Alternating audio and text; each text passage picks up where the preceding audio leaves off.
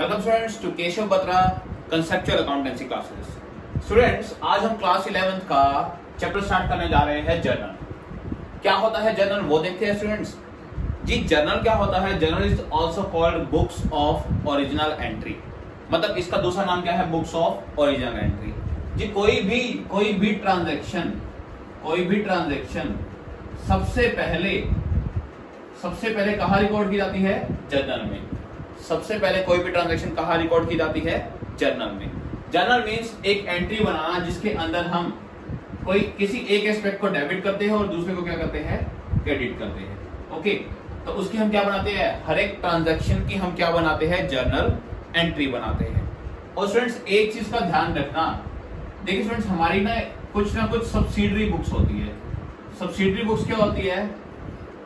ये subsidiary books होती है कुछ हेल्पिंग बुक्स जो एक बिजनेसमैन बना सकता है अपनी चॉइस के अकॉर्डिंग। कौन कौन सी होती है? देखिए जी, अगर कोई एक बिजनेसमैन चाहता है कि उसकी कैश की अलग बुक रहे जिसमें खाली कौन सी हो? कैश की ट्रांजैक्शंस।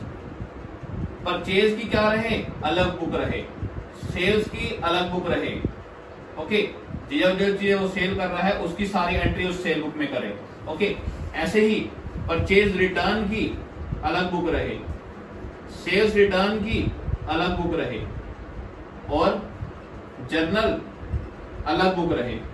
ओके, और दो और होती है, एक बिल्स रिसीवेबल की और एक बिल्स पेएबल की। तो स्टूडेंट सब्सिडरी बुक्स हमारा नेक्स्ट चैप्टर है, हम अभी इतना डिस्कस नहीं करेंगे। बस इतना बता रहा हूं, ये 8 तरह की बुक्स हम अपनी नीड के अकॉर्डिंग बना सकते हैं। मान लो एक बहुत बड़ा बिजनेस है तो उसमें जितना बड़ा बिजनेस होगा तो उसमें ट्रांजैक्शंस भी उतनी ही क्या होगी? ज्यादा होगी। ओके, और जितनी ज्यादा ट्रांजैक्शंस या लेन देन, ट्रांजैक्शन का मीनिंग क्या होता है? कोई भी ऐसी चीज जो बिजनेस की फाइनेंशियल पोजीशन पे, बिजनेस की पैसों की स्थिति पे कोई ना कोई इफेक्ट डाले, उसे हम क्या कह देते हैं? ट्रांजैक्शन। ओके, तो बिजनेस में एक बड़े बिजनेस में बहुत सारी ट्रांजैक्शंस होती होगी। ओके, अब सारी ट्रांजैक्शंस को किसी एक रजिस्टर में नोट करना या फिर कहूं किसी एक बुक में रिकॉर्ड करना, तो उससे क्या होगा जी उससे अगर हमें फ्यूचर में देखना हो हमने कितनी परचेज की है जी, कहां हम परचेज की एंट्री ढूंढते रहेंगे। क्यों ऐसा होगा जी? हमने परचेज की बुक अलग नहीं बनाई, हमने एक ही बुक में परचेज की एंट्री भी कर दी, सेल की भी, कैश की भी, सारी एंट्री अगर एक ही बुक में करते आएंगे तो फ्यूचर में अगर हमने कुछ ढूंढना हो कि 10 जुलाई को मैंने कितनी परचेज की थी, तो मुझे उस पूरी बुक में पहले तो परचेज की एंट्री ढूंढनी पड़ेगी और फिर 10 जुलाई की डेट देखनी पड़ेगी। ओके, तो स्टूडेंट्स उससे क्या होगा कि मेरे को बहुत ही मुश्किल हो जाएगा उन एंट्रीज को देखना। ओके, तो इससे क्या होता है जी, अगर हमें कुछ सब्सिडरी बुक्स होती हैं, ये जो 8 सब्सिडरी बुक्स है, अगर हम चाहे तो इनमें से अपनी नीड के अकॉर्डिंग कोई भी बुक बना सकते हैं, ताकि हम क्या करें जी, परचेज की सारी ट्रांजैक्शन कहाँ चली जाए? परचेज बुक में, सेल की सेल बुक में, कुछ परचेज किया हुआ माल, परचेज रिटर्न मतलब हम वापस कर रहे हैं, ओके, तो वो अलग बुक में, सेल किया हुआ सेल रिटर्न आ रहा है अगर हमारे पास तो वो सेल रिटर्न बुक में। ओके, तो हम क्या करेंगे? और जर्नल की भी हम क्या बना लेंगे? एक अलग बुक बना लेंगे। जर्नल भी किसका पार्ट है? एक सब्सिडरी बुक का पार्ट है। ओके, तो स्टूडेंट्स हम अपनी नीड के अकॉर्डिंग कोई भी बुक सिलेक्ट करते हैं। अभी हम किसकी बात करेंगे?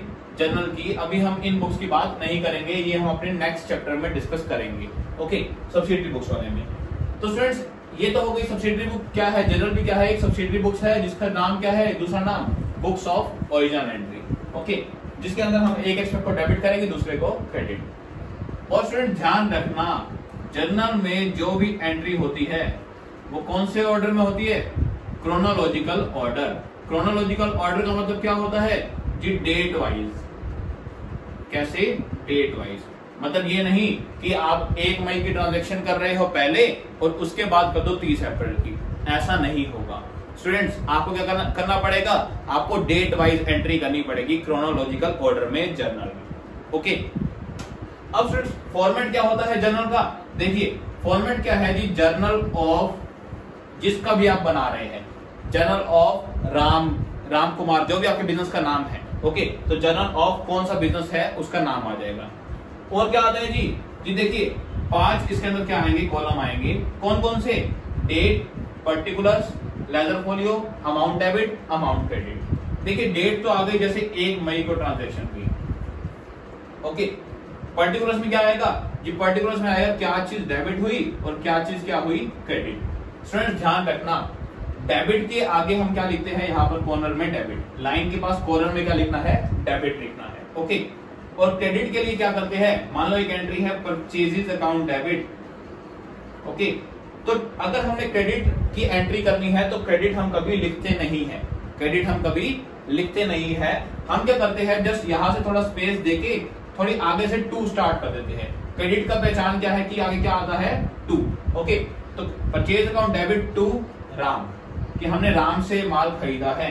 अभी ये सीखेंगे हमने एंट्री बनी कैसी, जैसे मैं आपको फॉर्मेट सिखा रहा हूं कि डेबिट कहां लिखना है, अपने लाइन के पास, और नीचे थोड़ा स्पेस देख के क्रेडिट के लिए क्या यूज करना है, 2 यूज करना है। ओके, अब फ्रेंड्स लेजर फोलियो क्या होता है, अभी इसका कोई यूज नहीं है, लेकिन लेजर फोलियो क्या होता है जी, ये एंट्री बाद में जाके लेजर बनती है, ये मैं आपको लेजर चैप्टर में बताऊंगा, अभी इसका कोई यूज नहीं है। ओके, अमाउंट डेबिट में क्या आएगा, ये डेबिट वाला अमाउंट कौन सा हुआ, मान लो 1000 रुपए की परचेज हुई तो यहां लिख दूंगा मैं 1000 रुपए। और क्रेडिट में 2 राम, क्रेडिट में कौन सा आएगा, ये 1000 रुपए राम में भी। ध्यान रखना स्टूडेंट्स, हर एक एंट्री का डेबिट और क्रेडिट ऑलवेज क्या होता है, इक्वल होता है। हर एक एंट्री का डेबिट और क्रेडिट ऑलवेज इक्वल होता है, इतना ध्यान रखना। ओके, और स्टूडेंट्स एक चीज और होती है यहाँ पर जो हम नीचे लिखते हैं, वो होती है नरेशन। क्या होती है, नरेशन। जी नरेशन क्या होती है, जी नरेशन एक ऐसी टैग लाइन होती है, मतलब कि जिसको पढ़ के हम पहचान सकते हैं कि ये एंट्री है क्या। जैसे नरेशन में यहां मैं क्या लिखूंगा ब्रैकेट में, परचेज गुड्स फ्रॉम राम, कि राम से मैंने क्या खरीदा, माल खरीदा। अब देखिए स्टूडेंट्स, मेरे पास और कोई बुक नहीं है, मेरे पास क्या है, खाली जर्नल है। क्या है, खाली जर्नल है। तो इसी जर्नल को देख के, इसी नरेशन को देख के मैं जहां से नरेशन पढ़ूंगा, परचेज गुड्स फ्रॉम राम, मैंने राम से क्या खरीदा, माल खरीदा। तो इसी के बेस पे यहां से पढ़ के मैं ये देख सकता हूं कि ये एंट्री सही है या नहीं है। तो नरेशन क्या होती है, नरेशन एक ऐसी स्टेटमेंट जो उस एंट्री को डिफाइन कर दे कि हमने ये एंट्री क्यों की है, तो उसे क्या कह देते हैं हम, नरेशन। ओके, देन एक लाइन लगा देना नीचे, फिर क्या आ जाएगी, सेकंड एंट्री, मान लो वो हुई है 2 मई को, तो ऐसे अब सेकंड एंट्री आएगी, जितनी भी एंट्री आएगी ऐसे हम करते जाएंगे। तो डेबिट और क्रेडिट हमेशा इक्वल, डेबिट इस कॉर्नर में आएगा लाइन के साथ, क्रेडिट के लिए हम 2 यूज करेंगे, ध्यान रखना, एक नरेशन आएगी और यहाँ पर डेट चलती आएगी। तो ये तो हो गया हमारा जर्नल का क्या, फॉर्मेट। स्टूडेंट्स और बेसिक आज के लिए और बेसिक ही सीखते हैं, और अभी आगे हम क्वेश्चन नहीं करेंगे, सारा बेसिक और क्या है वो सीखते हैं। देखिए और किन किन चीजों का स्टूडेंट्स हमें ध्यान रखना है कि पहली चीज, कैपिटल हमारी क्या है, लायबिलिटी है। कैपिटल हमारी क्या है, लायबिलिटी है। अब स्टूडेंट्स आपको अगर एसेट और लायबिलिटी नहीं पता, या फिर आपको अकाउंट्स के गोल्डन रूल्स नहीं पता, तो मैंने एक गोल्डन रूल्स की वीडियो पोस्ट कर रखी है मेरे चैनल पे ही, तो उसे जरूर देख लेना, आपको जर्नल एंट्री करने में बिल्कुल इजी रहेगा, आपको बिल्कुल भी दिक्कत नहीं आने वाली अगर आपने वो वीडियो पहले देख ली तो। ओके, तो स्टूडेंट्स कैपिटल लायबिलिटी है, लायबिलिटी का बैलेंस हमेशा क्या होता है, क्रेडिट। ओके, लायबिलिटी का बैलेंस क्या होता है, क्रेडिट। तो ध्यान रखना, कैपिटल कभी भी डेबिट नहीं होगी, कैपिटल ऑलवेज क्या होगी, क्रेडिट होगी, ऑलवेज। ठीक है, ये कुछ बेसिक बता रहा हूं जो आपके बहुत काम आएंगे। ओके, अच्छा ध्यान रखना, परचेजेस, परचेजेस क्या होता है जी, ये परचेजेस पे रूल लगता है किसका, नॉमिनल का। क्यों लगता है जी, परचेज करने से क्या हुआ जी, खर्चा हुआ। क्या हुआ, खर्चा हुआ, एक्सपेंस हुआ। एक्सपेंस हमेशा क्या होता है, डेबिट होता है, क्योंकि नॉमिनल का रूल कहता है debit all expenses and losses, credit all incomes and gains. तो ध्यान रखना, परचेज हमेशा क्या होगा, डेबिट। परचेज हमेशा ही क्या होगा, डेबिट। एक आधी कंडीशन अभी आगे आएगी जब परचेज क्रेडिट होगा, लेकिन परचेज का बैलेंस क्या होता है, डेबिट होता है, वो हम बाद में करेंगे क्यों क्रेडिट होता है। ओके, अभी आपके बेसिक के लिए यही है। अच्छा, परचेज अगर डेबिट है तो परचेज रिटर्न, जी माल क्या आ रहा है, अब वापिस आ रहा है, तो इसका बैलेंस क्या होता है, इसका बैलेंस ऑलवेज क्रेडिट होता है, ऑलवेज क्रेडिट होता है। ठीक है, अब स्टूडेंट्स क्या हुआ जी, अगली आती है सेल। क्या आती है, सेल्स। स्टूडेंट सेल्स पे भी कौन सा रूल लगेगा? जिस सेल्स पे भी रूल लगेगा किसका? नॉमिनल का। नॉमिनल के अकॉर्डिंग सेल करने से क्या होएगी? जिस सेल करने से पैसा आएगा इनकम होएगी। और नॉमिनल के रूल के अकॉर्डिंग इनकम क्या होती है जी? इनकम होती है क्रेडिट। क्या होती है? क्रेडिट। ओके, तो सेल ऑलवेज क्या हो गई? जी सेल हो गई ऑलवेज क्रेडिट। अब आते हैं स्टूडेंट्स किस पे? जी सेल्स रिटर्न पे। सेल्स रिटर्न पे। तो सेल रिटर्न, अगर सेल क्रेडिट है तो सेल रिटर्न ऑलवेज क्या होगी? इसकी अपोजिट, डेबिट। ओके स्टूडेंट्स, तो स्टूडेंट्स ये तो है कुछ बेसिक्स जो आपको माइंड में रखने हैं और इसके नोट्स भी बना लेना, बहुत ही काम आने वाले आपको इस पूरे चैप्टर को कवर करने में। अच्छा, एक चीज और बता देता हूं कैश और बैंक के बारे में, ठीक है, ताकि आपके आगे जब क्वेश्चन हम करेंगे तो आपको बहुत आसानी से वो क्वेश्चन क्लियर होते जाएंगे।